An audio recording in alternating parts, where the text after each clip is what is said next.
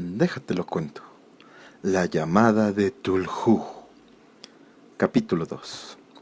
El diagnóstico del inspector Legrace.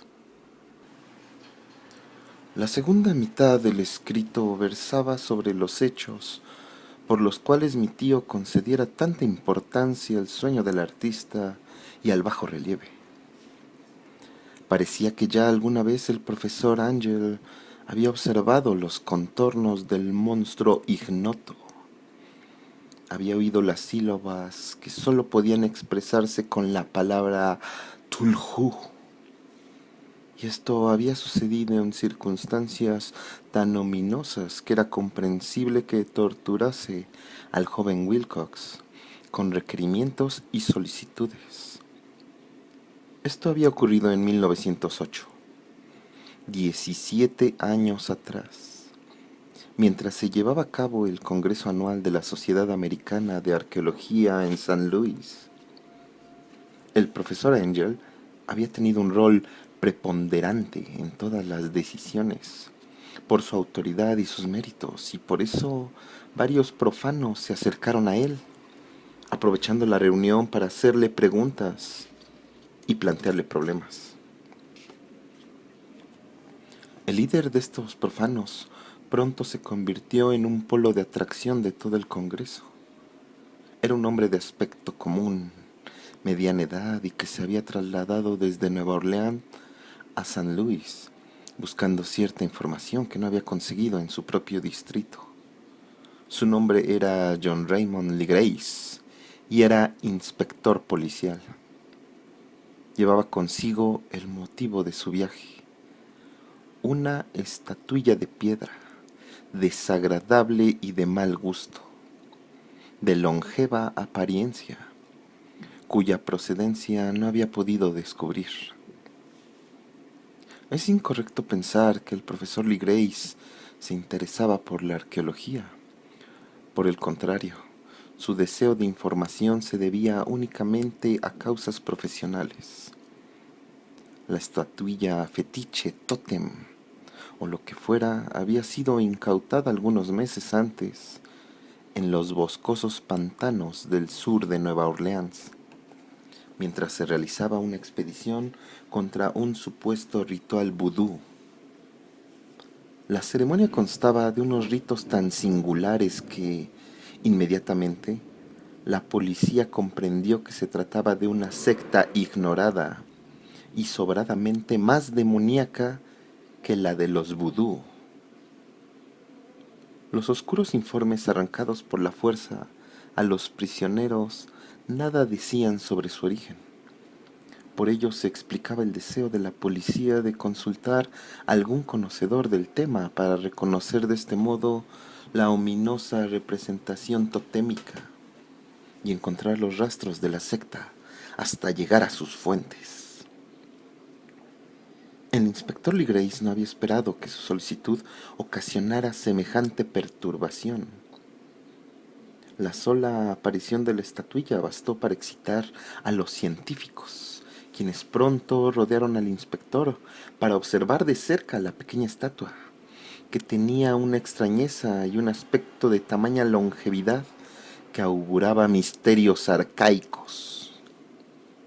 Nadie pudo aventurar la escuela artística a la que hubiera pertenecido la estatuilla, pero, no obstante, cientos de años parecían haberse albergado en la superficie de aquella piedra verdosa, ignota y oscura.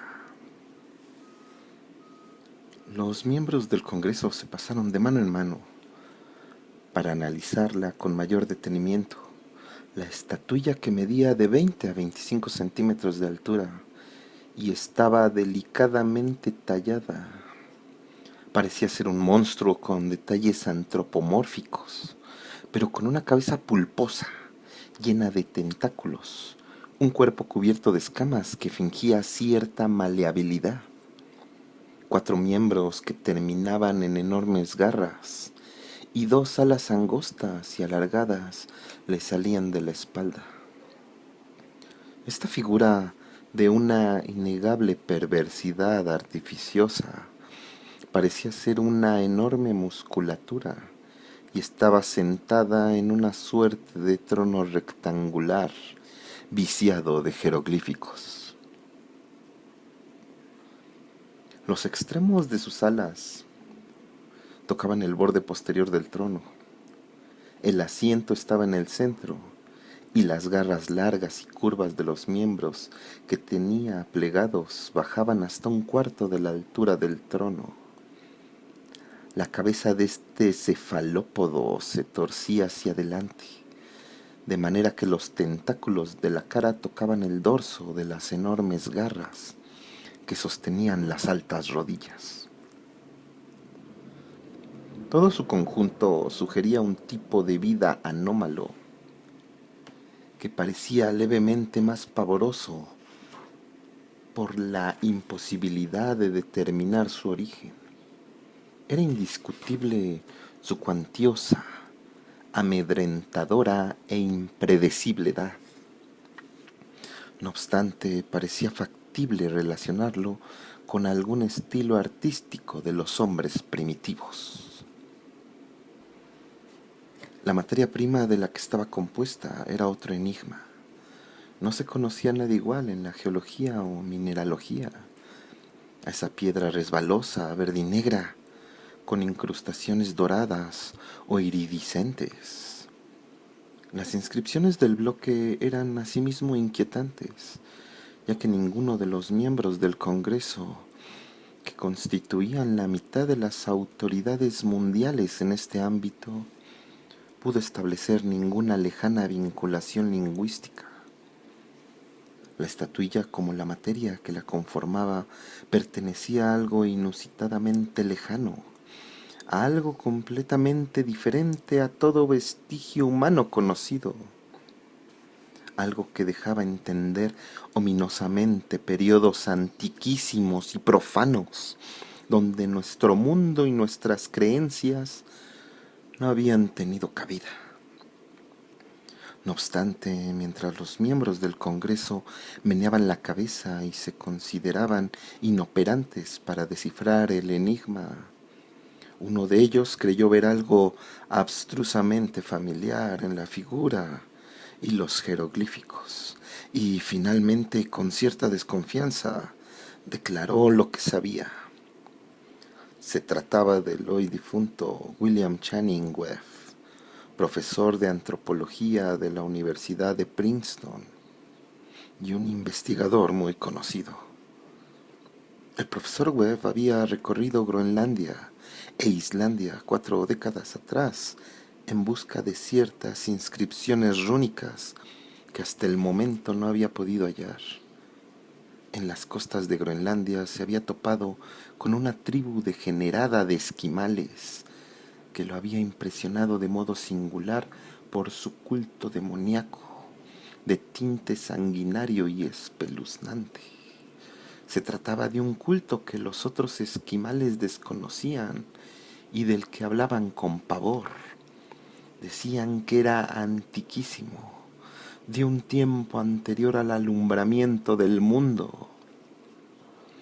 Además de los rituales anónimos y de los sacrificios humanos, había invocaciones tradicionales dirigidas a un demonio superior, Otornazuk. El profesor Webb había escuchado esas invocaciones en boca de un anciano Angekok, o sacerdote hechicero en signos romanos. De todos modos, lo que ahora interesaba era el tótem venerado en tal ritual, en torno del cual danzaban los esquimales cuando la aurora boreal resplandecía sobre los precipicios de hielo. El profesor dijo que se trataba de un rudimentario bajorrelieve de piedra con una figura espeluznante y algunos signos incomprensibles. Sospechaba que era similar, al menos en los rasgos principales, a esa estatuilla bestial que estaban analizando. Esta información pareció alterar al inspector Legrace, quien lo atosigó con sucesivas preguntas y fue recibida con perplejidad por los miembros del Congreso. El inspector, que había transcrito una invocación recitada por uno de los adoradores del pantano, le pidió al profesor Webb que intentase recordar las sílabas recogidas en Groenlandia. Luego de eso hubo una intensa comparación de cada detalle y más tarde un instante aterrador de silencio cuando el profesor y el detective acordaron la aparente identidad de las palabras. Esto es sustancialmente lo que el sacerdote esquimal y los adoradores de Luisiana habían cantado a sus ídolos. La separación entre palabras fue pautada de acuerdo con los intervalos típicos que se observaron entre los adoradores.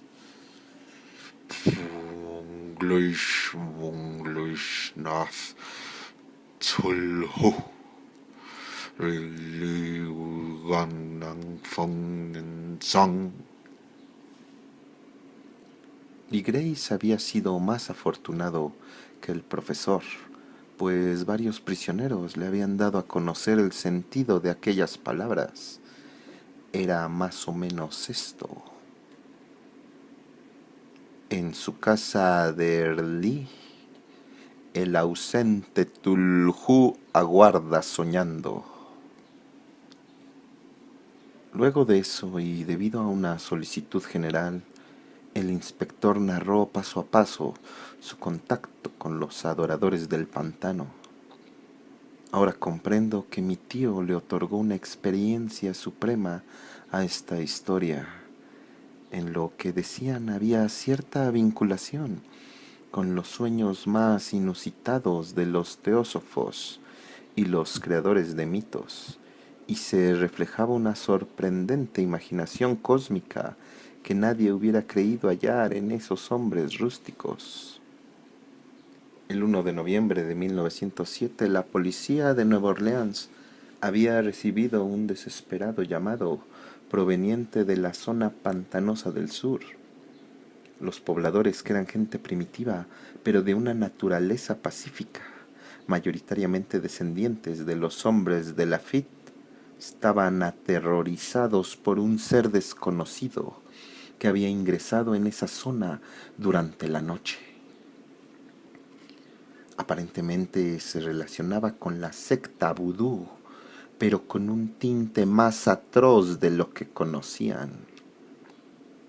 En aquellos ominosos bosques que nadie se permitía penetrar, había comenzado a oírse sin tregua un diabólico tam-tam, y desde entonces habían desaparecido varias mujeres y niños. Se oyeron alaridos incomprensibles, quejidos desesperados y nefastos cánticos, mientras un fuego demoníaco había danzado en la oscuridad. El mensajero medroso dijo que los vecinos no podían tolerarlo. 20 policías en 2 carros y un automóvil marcharon en las primeras horas de la tarde, conducidos por el aterrorizado poblador. Una vez que el sendero se volvió intransitable, dejaron sus vehículos y durante muchos kilómetros se arrastraron silenciosamente por el barro de esos densos bosques de cipreses en los que jamás el sol penetra. Retorcidas raíces y deformaciones diabólicas de musgo español demoraban el paso, y ocasionalmente un montículo de piedras fangosas o los pedazos de un muro en ruinas volvían más agobiante ese clima que se originaba a partir de los árboles deformados y la multitud de hongos. Finalmente surgió un detestable grupo de casuchas, y los perturbados pobladores corrieron a reunirse en torno de las linternas errantes. El sordo sonido de los tam-tam se escuchaba remotamente, y el viento traía a veces un alarido que paralizaba la corriente sanguínea. Un brillo rojizo parecía inmiscuirse entre el descolorido follaje, detrás de las arterias infinitas de la selva nocturna. Aunque temían quedarse solos otra vez, ningún poblador aceptó avanzar ni un paso en dirección al lugar del nefasto ritual, de manera tal que el inspector Legrace y sus 19 colegas debieron osar ingresar sin conductor en esos ominosos pasadizos de pavor, donde ninguno de ellos había llegado jamás.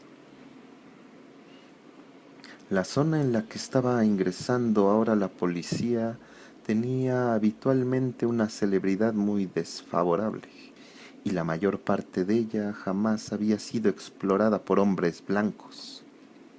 Historias legendarias contaban que había un lago oculto en el que habitaba un ser monumental y deforme, de apariencia similar a un pólipo y con ojos fosforescentes, al que unos demonios con alas de murciélago iban a venerar, según los nativos, saliendo para ello en la medianoche de sus cuevas.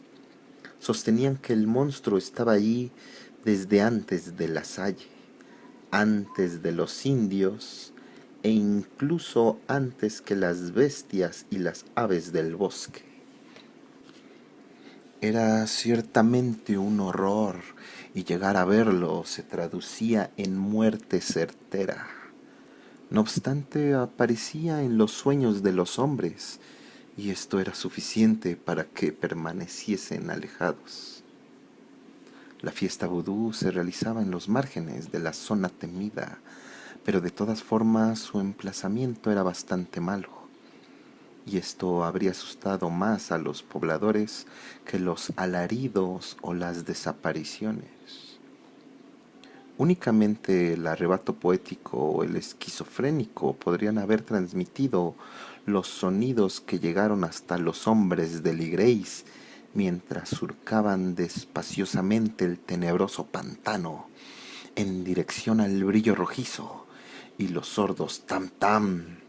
Existe un timbre oral propio de los humanos y otro timbre oral típico de las bestias.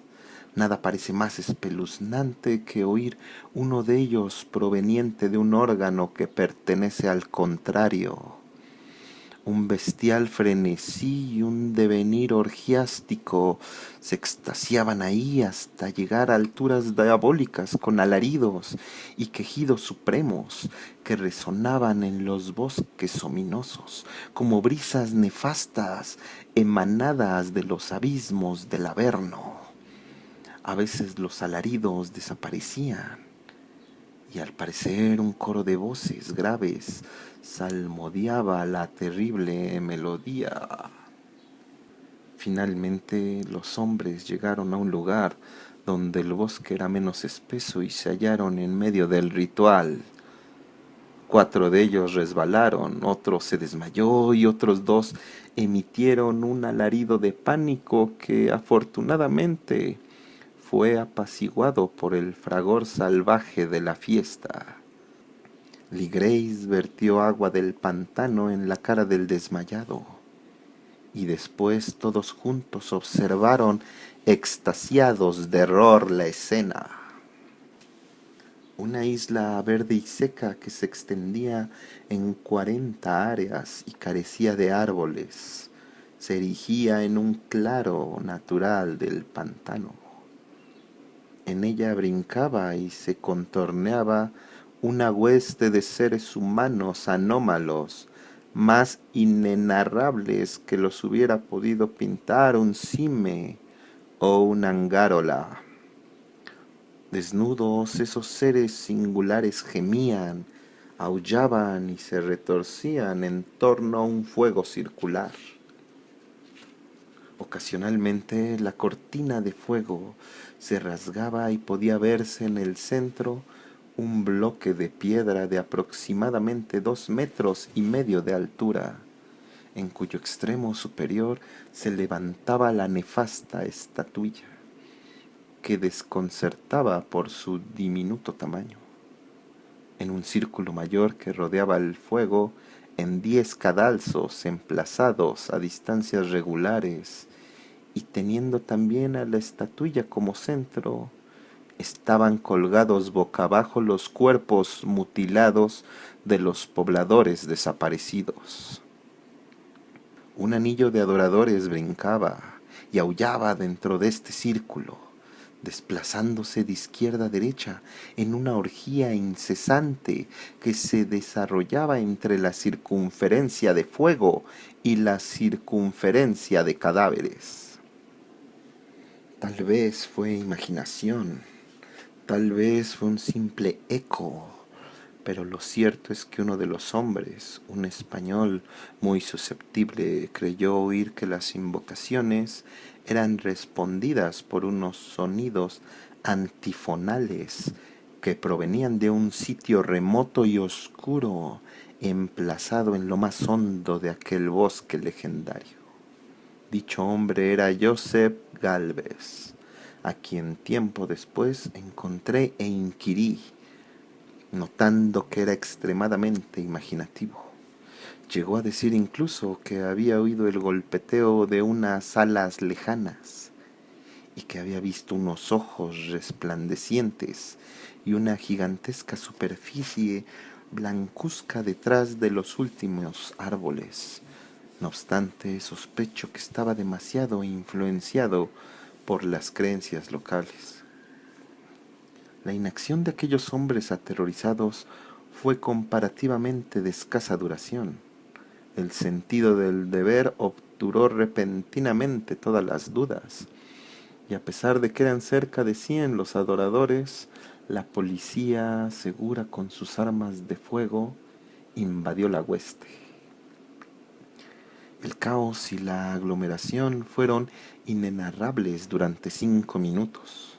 Hubo golpes, disparos y escapadas frenéticas. No obstante, al final, Lee Grace contabilizó 47 prisioneros, a los que obligó a vestirse inmediatamente, rodeándolos de policías. 5 de los adoradores habían muerto en el enfrentamiento y otros 2, muy lastimados, fueron llevados por sus pares en unas camillas improvisadas. La estatuilla del monolito fue extraída con sumo cuidado y llevada por Lee Grace. Cuando más tarde, luego de un viaje atenuante, fueron estudiados en la jefatura de policía, se comprobó que los prisioneros eran mestizos de muy baja calaña y mentalmente deficientes. La mayoría de ellos eran marineros y había entre ellos algunos negros y mulatos provenientes principalmente de las islas del Cabo Verde, que proporcionaban un tinte vudú a aquella secta híbrida. No obstante, fue preciso hacer cuantiosas preguntas para determinar que se trataba de algo más hondo y antiguo que un culto africano. Los prisioneros, a pesar de ser ignorantes y de baja calaña, se mantuvieron firmes con una admirable certeza a la idea matriz de su culto detestable. Según dijeron, veneraban a los grandes antiguos que eran previos al hombre y que habían arribado al mundo recién nacido desde el cielo. Tales antiguos se habían ocultado en el interior de la tierra y en el fondo del mar, pero sus despojos cadavéricos se habían vinculado en sueños con el primer hombre, quien había inventado una religión que había sobrevivido por siempre.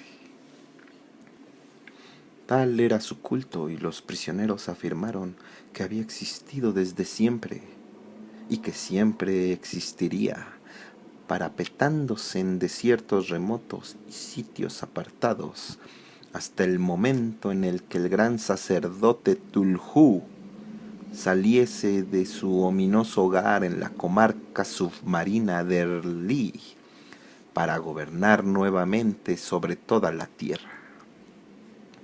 Cierto día, cuando los astros ocuparan una posición determinada, arribaría y su religión secreta estaría allí, aguardándolo. Mientras esto no sucediese, ellos no estaban autorizados a revelar nada más. Eran secretos tales que ni las torturas eran capaces de arrancar. Los hombres no eran las únicas entidades conscientes de la tierra, ya que había formas que surgían de las tinieblas para visitar a su pequeño número de adoradores. Pero no se trataba de los grandes antiguos. No existía ser humano que hubiera visto a los antiguos. La estatuilla de piedra representaba al gran Tulhu, pero no había quien fuera capaz de afirmar que los otros fueran iguales a él. Tampoco nadie podía interpretar los antiguos caracteres. Muchas cuestiones se comunicaban oralmente. La invocación del rito no constituía el secreto. El secreto jamás se transmitía en voz alta. El cántico decía: en su casa de Erlí, el ausente Tulhu aguarda soñando. Únicamente 2 prisioneros fueron considerados normales y se los ahorcó. Los demás fueron enviados a instituciones varias. Todos rechazaron su participación en la ejecución de los crímenes concernientes al rito y endilgaban la culpa de aquellos asesinatos a los alas negras que se habían acercado hasta ellos desde un recóndito refugio en el bosque maldito. No obstante, nada racional se pudo conocer acerca de esos cómplices enigmáticos. La mayor parte de los datos que la policía obtuvo provino de un anciano mestizo llamado Castro, quien decía haber arribado a puertos distantes y hablado con los líderes eternos de la secta de las regiones montañosas de China.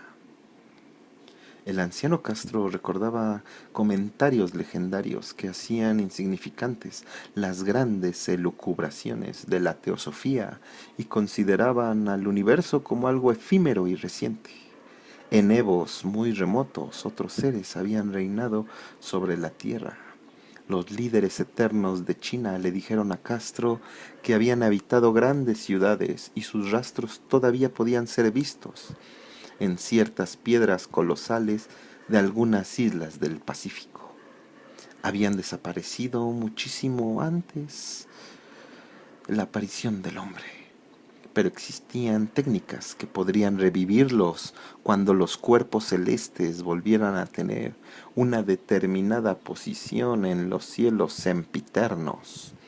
Dichos seres provenían ciertamente de las estrellas y habían traído sus imágenes con ellos. Según Castro, estos grandes antiguos no eran de carne y hueso, poseían una forma, tal como lo probaba esta imagen estelar, pero esa forma no era material. Cuando los astros eran favorables, se trasladaban de mundo en mundo a través de los cielos, pero cuando estos eran adversos, no podían sobrevivir. No obstante, a pesar de no vivir, no habían muerto verdaderamente. Se resguardaban todos ellos en casas de piedra de la comarca de Erlí, conservada por los hechizos del gran Tulhu, hasta el día en que los astros y la tierra pudiesen recibir su bienaventurada reencarnación. No obstante, en tal periodo alguna fuerza externa debería colaborar con la liberación de los cuerpos. Los hechizos que evitaban su desaparición también evitaban su movimiento, de modo tal que los antiguos debían conformarse con permanecer y elucubrar en las sombras mientras se sucedían millones de años. Estaban al tanto de todo lo que acontecía en el mundo porque su lenguaje era la telepatía. En ese preciso momento estaban hablando desde sus sepulturas, después de un caos interminable cuando surgieron los primeros hombres. Los grandes antiguos se comunicaron con los más perceptivos, tallando imágenes en sus sueños. Según balbuceos de Castro, aquellos hombres primitivos instauraron la religión por la cual se veneraba a los ídolos de los grandes antiguos, ídolos importados de astros ominosos en un tiempo infinitamente distante. Este culto sobreviviría hasta que los astros fueran nuevamente favorables. Los sacerdotes sacarían al gran Tulhu de su sepultura para que animase a sus súbditos y reasumiera su dominio sobre la tierra. Este tiempo sería fácilmente reconocible porque toda la humanidad se semejaría a los grandes antiguos, sería indómita y libre, desconocería toda moral y toda ley, estaría por encima del bien y del mal, todos los hombres darían alaridos y asesinarían, presas del gozo. Los grandes antiguos, una vez libres, otorgarían nuevos modelos de gritos y matanzas y placeres. Todo el mundo se incendiaría en un caos de libertad y frenesí. Hasta entonces el culto debía mantener el recuerdo de aquellos antiquísimos días con ritos adecuados y augurar su vuelta. En los primeros evos, algunos hombres selectos se habían comunicado en sueños con estos seres, pero después algo había ocurrido. R'lyeh, la gran comarca de piedra con todas sus estatuas y sepulturas, se había sumergido debajo de las aguas y los líquidos abismales, que poseían un enigma central que nadie osaría penetrar. Habían obturado esos encuentros oníricos. Pero las remembranzas persistían y los sumos sacerdotes sostenían que cuando los astros fuesen favorables, la comarca emergería a la superficie. En ese momento los antiguos y pantanosos espíritus telúricos abandonarían sus cuevas subterráneas y darían a conocer los conocimientos aprendidos en los fantasmales fondos de los océanos. No obstante, el anciano Castro no se atrevía a hablar de ellos. Súbitamente cortó su discurso y ninguna sutileza ni adulación pudo sacarle más información. Curiosamente, tampoco se atrevió a hablar del tamaño de los antiguos. Afirmó, sin embargo, respecto del culto, que su núcleo debía hallarse en los impertérritos desiertos de Arabia, donde Irem, la ciudad de los pilares, sueña intacta y oculta. No se vinculaba en absoluto con los ritos europeos y únicamente era conocida por sus miembros. Ningún libro se refería a él, pero los líderes eternos chinos afirmaban que en el Necronomicon del demente poeta Abdul al-Hazred había un mensaje velado que el iniciado podía leer de maneras muy dispares, en especial en el dístico tan polémico. No está muerto lo que yace perpetuamente, y con el transcurso de los evos, incluso la muerte puede fenecer. Muy perturbado y con extrema curiosidad, Ligreis había indagado los orígenes históricos del culto sin tener éxito. Parecía ser que Castro no había mentido al afirmar que se trataba de un secreto. Los máximos catedráticos de la Universidad de Tulane no pudieron darle ninguna información sobre el culto o sobre la estatuilla, de modo tal que ahora estaba recurriendo a los supremos eruditos en la materia y se encontraba precisamente con el asunto de Groenlandia del profesor Webb. El frenético interés que suscitó la narración de Ligreis junto con la presencia de la estatuilla se reflejó más tarde en las cartas que se enviaron los miembros del Congreso. No obstante, de esto solo hay una mención en el informe policíaco. Para quienes se enfrentan a diario con dobleces y charlatanería, La cautela es un asunto primordial.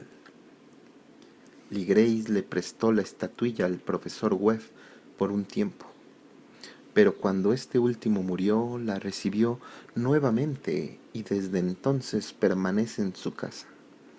La he visto allí hace mucho tiempo. Se trata de algo verdaderamente aterrador y sin duda se asemeja al bajorrelieve tallado en sueños por el joven Wilcox. No me sorprendí entonces de que mi tío se hubiese perturbado por lo que el joven le contaba.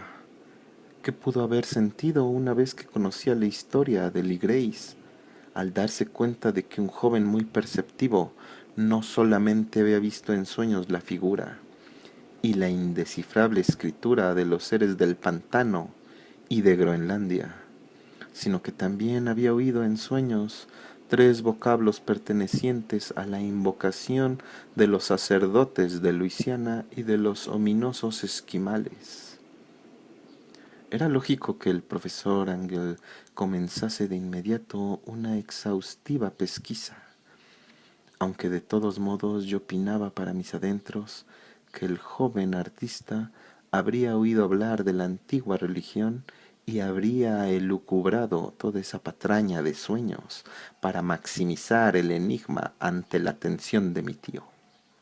El comentario de los sueños restantes y los recortes periodísticos recogidos por el profesor parecían validar la historia del joven. Sin embargo, mi bien aplantada razón y la absoluta extrañeza de la cuestión me condujeron a aceptar las conclusiones que creí más lógicas. De este modo, una vez que hube analizado nuevamente el escrito y las anotaciones teosóficas y antropológicas, en confrontación con la descripción del culto que había proporcionado Ligrace, viajé hacia Providence para entrevistarme con el artista y acusarlo de haberse mofado de un anciano erudito en modo semejante. Wilcox vivía todavía solo, en el Hotel Fleur de Lis de Thomas Street, una deslucida imitación de la arquitectura bretona del siglo XVII. El frente de estuco del hotel se destacaban las agradables casitas coloniales, y bajo la sombra del campanario georgiano más bello de América, encontré a Wilcox en su habitación, concentrado en su trabajo, y supe inmediatamente que su talento era hondo y legítimo, por las obras que lo circundaban. Sospecho que en alguna época Wilcox será pensado como uno de los grandes artistas decadentes, porque ha representado en arcilla y algún día lo hará en el mármol esas estentóreas ficciones que sugiere la prosa de Arthur Smith en versos y lienzos. Wilcox, moreno, endeble y algo desgarbado, apenas giró la cabeza y sin abandonar su silla me preguntó qué necesitaba. Al decir quién era, expresó cierto interés, porque mi tío lo había dejado intrigado al analizar sus extravagantes sueños, sin explicarle jamás las motivaciones de este análisis. Sin darle mayor información, intenté hacerlo hablar con prudencia. En poco tiempo estuve convencido de que era completamente sincero. Hablaba de sus sueños y los vestigios subconscientes habían provocado una profunda influencia en su arte. Me enseñó una estatua morbosa cuyas formas me sobresaltaron por la terrible atracción de su lobreguez. No recordaba haber observado el original, a no ser en el bajorrelieve tallado en sueños, aunque los contornos se habían delineado automáticamente bajo sus manos. Se trataba indudablemente de la figura colosal que había descrito durante su desvarío. Poco después corroboré que no sabía nada acerca del culto, excepto aquello que durante el minucioso pesquisar de mi tío se había dejado entrever, y entonces intenté nuevamente deducir de qué manera había recibido esas ideas sobrenaturales. Habló de sus sueños de una forma sorprendentemente poética, dibujándome con extrema precisión la comarca ciclópea de piedra verdosa y mohosa, de un diseño absolutamente equívoco, según afirmó, y volví a oír nuevamente la cavernosa llamada mental con una expectación temerosa. Tulhuflhan, Tulhuflatahan. Estas eran las palabras que figuraban en la pavorosa invocación que evocaba la simbiosis de sueño y vigilia de Tulhu en su lecho de piedra de Erlí, y a despecho de mis razonamientos lógicos me sentí sobrecogido. No cabían dudas de que Wilcox había oído hablar del culto en forma casual y lo habría olvidado entre todo su caudal de lecturas y cosmovisiones fantásticas. Después, debido a su índole impresionable, el culto había hallado su forma de manifestarse inconscientemente a través de los sueños, el bajorrelieve de arcilla y la estatua que tenía frente a mí. De este modo el engaño había carecido de intención. Ciertamente el joven tenía una conducta un poco vulgar y afectada que me disgustaba, pero estaba dispuesto a aceptar su talento y su sinceridad.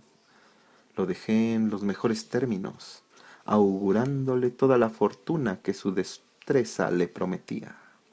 La cuestión de este culto seguía apasionándome y por momentos me figuraba que podría obtener celebridad indagando su origen y sus vinculaciones. Visité en Nueva Orleans a Lee Grace y a otros que habían participado en aquella antigua expedición.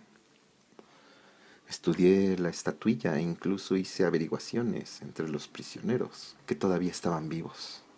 Desgraciadamente, el anciano Castro había muerto muchos años atrás.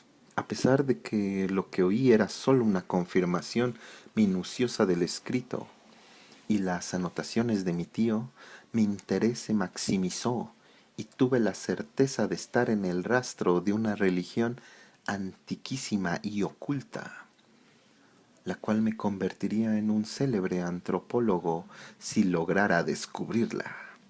En ese momento todavía mi postura era meramente interesada materialmente, del mismo modo que ahora quisiera que fuese, y por una extraña perversión mental me rehusé a aceptar la correspondencia entre los sueños y los recortes recogidos por el profesor Angel. No obstante, hubo algo que me puso suspicaz, y ahora creo saberlo. La muerte de mi tío no fue natural. Había caído al suelo en la ladera de la colina, en uno de esos pasajes que salen de los muelles, donde son multitud los mestizos extranjeros, después de haber sido empujado por un marinero negro. Yo sabía que los sacerdotes de Luisiana eran conocidos por su mixtura de sangres y su vocación marina. Y entonces no me hubiera asombrado conocer la existencia de agujas ponzoñosas y metodologías asesinas ocultas tan impias como aquellos ritos y veneraciones enigmáticas. Ciertamente Lee Grace y sus colegas no habían sido perturbados, pero ahora en Noruega había muerto un marinero que veía ciertas cosas.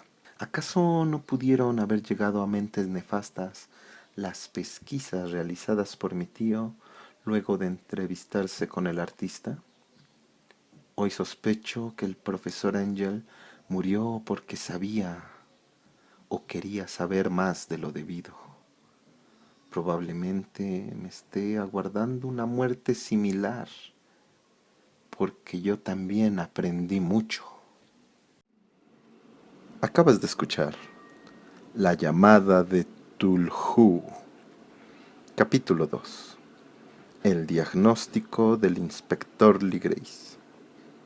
Un cuento escrito por H. P. Lovecraft, del libro La llamada de Tulhu, narrado por Chris.